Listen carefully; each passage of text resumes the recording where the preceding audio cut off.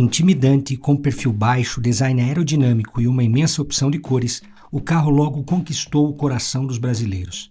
Criado para fazer frente ao Puma, sua história foi muito bonita. O carro mais lindo já projetado no Brasil. Quem diz isso não sou só eu, mas a revista alemã Hobby, por exemplo, elegeu como o Volkswagen mais bonito do mundo, e a Car and Driver chegou a pedir que o modelo fosse produzido em escala mundial. Um dos maiores marcos do SP2 é justamente por ele ter mostrado ao mundo que brasileiro sabe fazer carro quando lhe dão liberdade.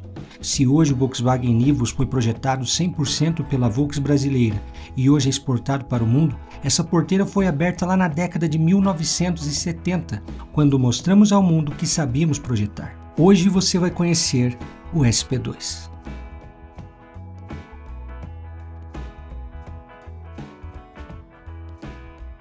Na década de 1970, o Brasil praticamente não tinha veículos esportivos, sendo esse segmento representado pelo Karmann Ghia e o Puma, um veículo nacional que utilizava a mecânica Volkswagen.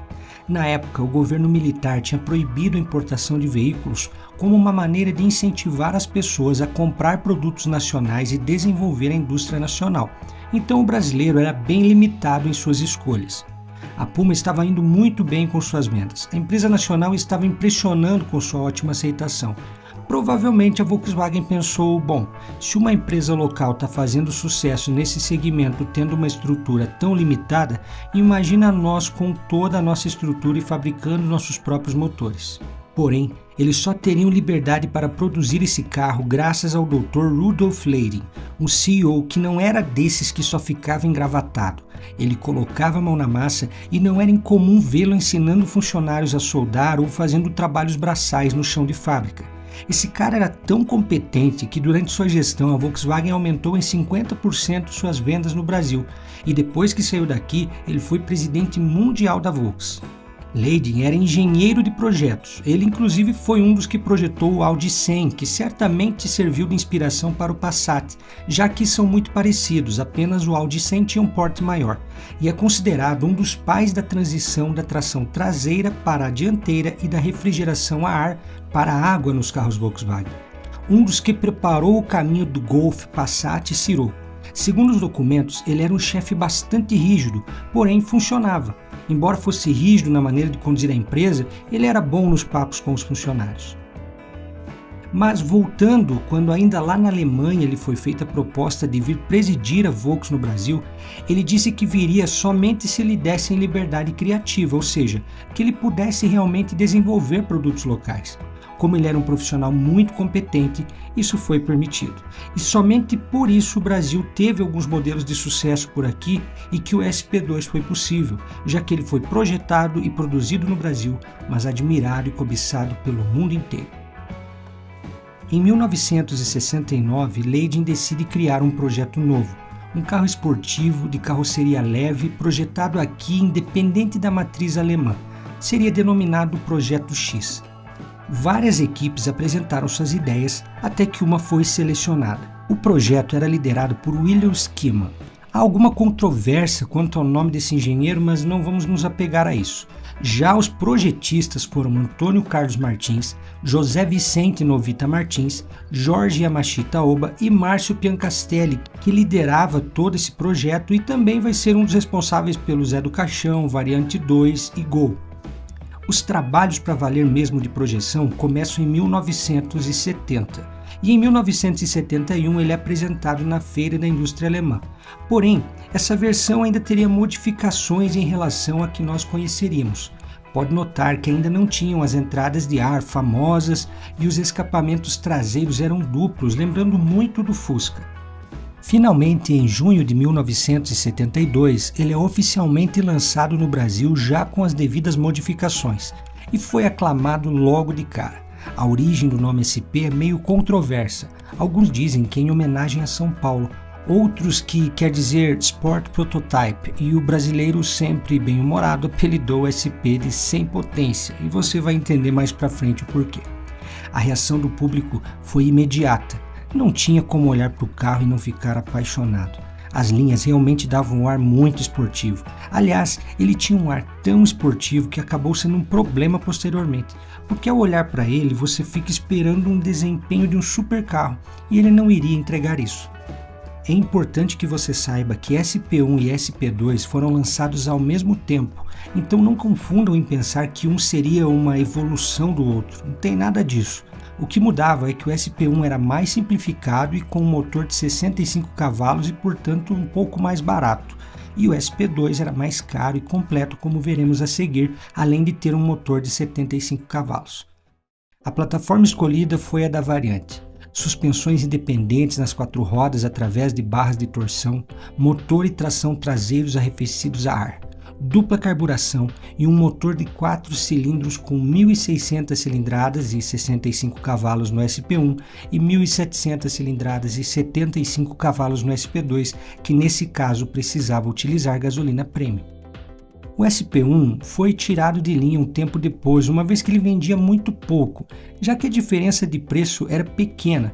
Portanto, eu vou falar muito mais aqui sobre o SP2 especificamente. O carro era lindo, com ar agressivo, perfil baixo, e houve um capricho muito grande por parte da Volkswagen no acabamento, ao nível mesmo de carros importados. O interior era um espetáculo para a época. O volante esportivo, acabamentos em couro preto, marrom ou caramelo, console central completo com amperímetro, relógio, temperatura do motor e marcador de combustível. Pela primeira vez, os controles de limpadores de para-brisa vinham na coluna de direção do lado direito, oposto ao pisca. Foi também uma das primeiras vezes em que um carro teve um console central que dividia motorista e passageiro, não tendo mais aquele vão central, o que ficou conhecido como individual cockpit. Tinha até mesmo uma luz de leitura e alça de apoio para o passageiro. Para satisfazer a todos os gostos, era disponibilizado em 44 cores, sendo 12 metálicas, com suas famosas faixas refletivas na lateral. Freios a disco na dianteira, para-choques em borracha, painel completo inclusive com contagiros e até ventilação forçada com ar quente como opcional. Mas olha só, freios a disco vinham no SP2, no SP1 ainda eram os freios a tambor. Sua carroceria tinha 4,21 metros de comprimento, 2,4 de entre-eixos, largura de 1,61 e altura de 1,15, baixo como diversos esportivos. Quanto ao peso, eram 890 quilos. O porta-malas dianteiro levava 140 litros e na traseira em cima do motor 205 litros. A Volkswagen teve o capricho de instalar cintos de segurança para que o proprietário pudesse prender a bagagem e não ficar solta ali em cima do motor. O carro era harmonioso, com janelas pequenas. Na parte dianteira o capô é grande, passa a impressão de que tem um motor realmente lá na frente. A traseira é onde o carro se torna mais lindo. As lanternas foram embutidas nos para-choques, a luz de ré acabou ficando a parte do conjunto e finalmente uma grade para esconder o cano de escapamento, ficando apenas uma ponta à mostra. Não havia puxador na tampa traseira, pois ela era acionada por uma alavanca que ficava ao lado do freio de mão no console central. Quanto ao desempenho, bom, agora que a coisa começa a ficar complicada. Equipado com um motor 1.7 de 75 cavalos e dupla carburação, o SP2 utilizava gasolina premium, mas levava 17 segundos para ir de 0 a 100. Seu principal concorrente, o Puma, era feito em fibra de vidro e plástico, que o tornava 200 kg mais leve, então mais fácil de atingir certas velocidades. Proprietários dizem que o desempenho do SP2 para a época não era necessariamente ruim. O problema é que, como o carro passava um ar de muito esportivo, quase que de um Porsche, as pessoas acabavam esperando dele um super carro, coisa que ele não era. Muitos reclamaram também que ele costumava sair de traseira com muita facilidade, tornando a pilotagem difícil, além do barulho interno do motor ser muito alto a ponto de incomodar e ter freios ineficientes. Seu preço era alto, até porque sua produção era quase artesanal e muito trabalhosa. Feita em parceria com a fábrica do Karmann Ghia, basicamente a estamparia e as soldas eram feitas na Karmann. Em seguida, a carroceria ia para a fábrica da Volks, onde recebia tratamento anticorrosão e a pintura. E assim voltava para a Karmann para a montagem e finalização e depois ia novamente para a Volks, onde era feita uma vistoria final antes de ir para as concessionárias. todo esse processo acabava deixando o carro relativamente caro. O Volkswagen SP1 vendeu apenas 88 unidades e é muito raro de ser encontrado hoje, já que boa parte deles acabaram sendo convertidos para SP2 pelos proprietários. Já o SP2 foi produzido entre 1972 e 1976 e vendeu o equivalente a pouco mais de 10 mil unidades.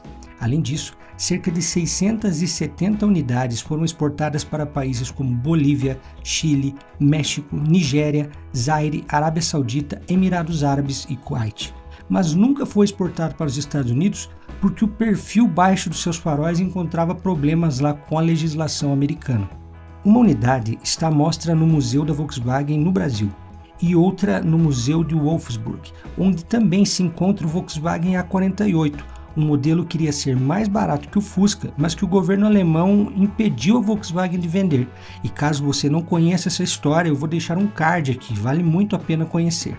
Conforme eu expliquei, produzir o SP2 era caro, dava trabalho para a montadora e o desempenho não era empolgante. Cogitou-se ainda o possível SP3 com motor dianteiro do Passat TS. Porém, até onde se sabe, não saiu do protótipo. O SP2 é, em minha opinião, o clássico esportivo mais desejado e bonito do Brasil. Um orgulho nacional que merecia mais atenção e uma possível produção mundial. Mas, como eu costumo dizer, montadoras são feitas para dar lucro e não para agradar entusiastas. E a Volkswagen achou que não era o momento do SP2 alçar um voo maior. Mas o carro é sem dúvida muito marcante e bonito.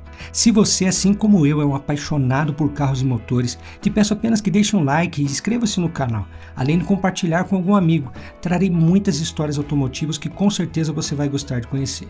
Um abraço, muito obrigado e até a próxima.